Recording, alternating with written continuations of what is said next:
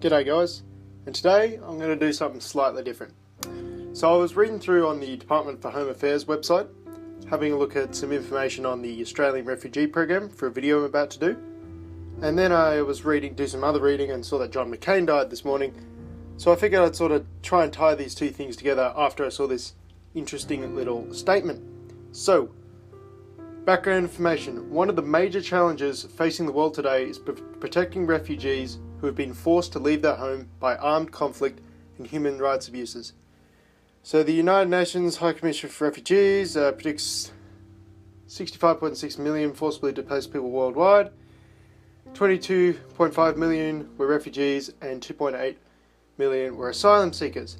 As a member of the international community, Australia shares responsibility for protecting these refugees and resolving refugee situations. This commitment is most strongly expressed through the humanitarian program. Now, I take issue with this statement because I see a divide between Australia and the Australian citizenship. Now, Australia, as in the Australian government, might think it shares responsibility for protecting these refugees, but I don't believe the Australian citizen should at all, because after all, the Australian citizenship didn't create these refugees. It was the actions of governments around the world, not just Australia, that created the various refugee crises we are experiencing today. Now, I want to turn the clock back a little bit, back to the early 2000s, and talk about some of the things that were happening back then. So, the Australian government under John Howard went into the Middle East, Afghanistan and Iraq, with the US. Why did this happen? What you need to understand is that Australia and US are closely allied in a military relationship.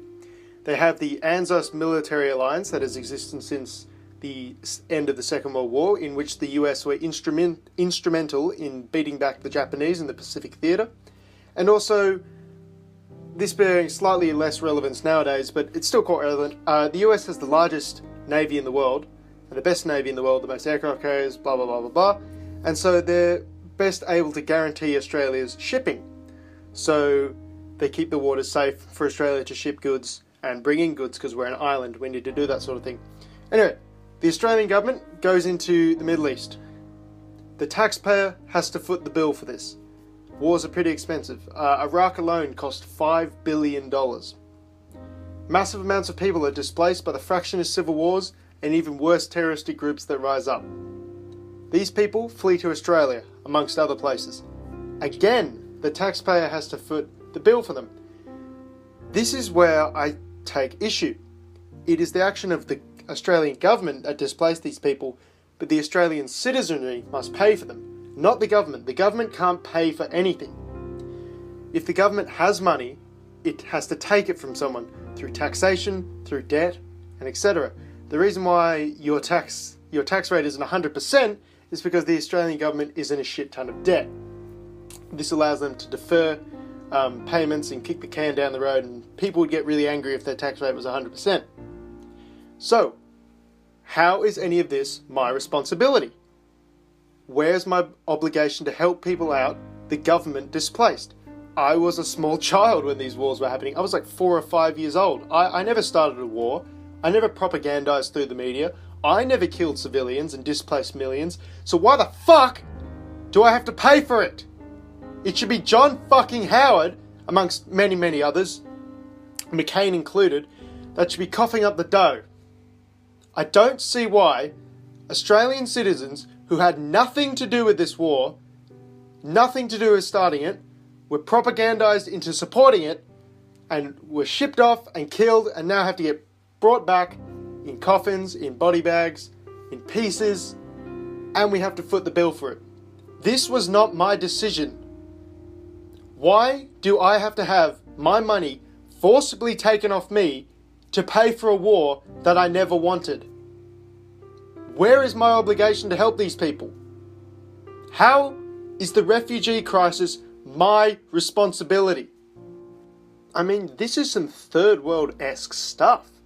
This is like being in some degenerated part of Mexico where a local drug cartel runs the area and they want to get into a massive fight with another drug cartel, so they need to buy guns and they need to hire hitmen and they need to do whatever they need to do, and then they pass that debt on to you, And if you don't pay up, they'll fucking kill you.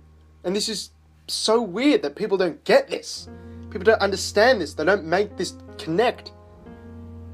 The government doesn't make any money. It only takes money. So when it's like, oh, you know, the numbers become so big, it's hard to take them seriously. $5 billion? Can you imagine if you got in debt for $5 billion? And that's only a fraction of what Australia owes to other countries. It's madness.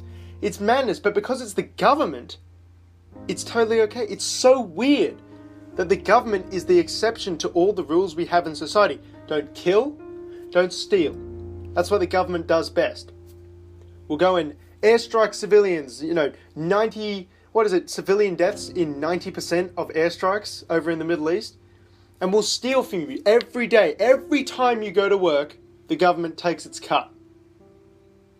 It's like you're working in part for the government. Oh, I'm working up at the local pub, but I'm also indebted to the government. I have to pay them off so they don't arrest me. The same way I have to pay off the mafia so they don't come break my legs. It's the exact same shit. Really fucks me off. It's weird. It's not okay to steal. It's not okay to murder. You can't do this, you can't do that. But the government, that's totally okay because, they're so morally upright. They're out there in Canberra and they're standing up in the Senate and they're wearing suits and they're standing upright and they're making speeches about what is good for Australia and that we'll make a committee and foreign commission will look into it and... Nah, they're fucked. And even if they didn't create the problems, they just inherit the problem and then don't do anything about it. So... lost for words. I'm lost for words. I don't get it. I don't get it why people don't look at this and instantly become an ANCAP or something. God, why, oh why? Can you imagine if there was someone living in your community who was just... It was fine for them to just steal from people. Old mate up the road, he comes and steals my lawnmower sometimes. He comes and steals my... Every time I get home from work, I have to pay him off. He'll throw me in his jail. He's building his back. That's exactly what the government's like. It's crazy. It's actually crazy. And then they go and fuck everything up in another country, and then they come back home and say, covered in blood and dust from all the airstrikes, and hey, citizen, who we're meant to serve, you better pay up, or we're going to do to you as we did to them.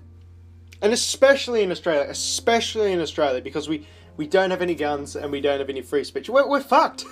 As soon as the government in Australia decides to go full Britain stand on us, we're fucked. We can't do anything.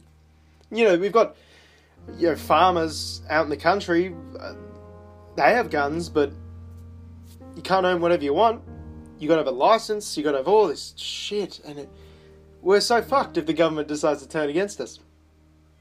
And I've kind of gone off on a tangent here, but I'm just so annoyed. I'm so annoyed. The sheer audacity of it all. We fuck up, but you have to pay for it. Yeah. I guess that's about all. Thanks for sticking around for this long rant, I suppose. Have a good one.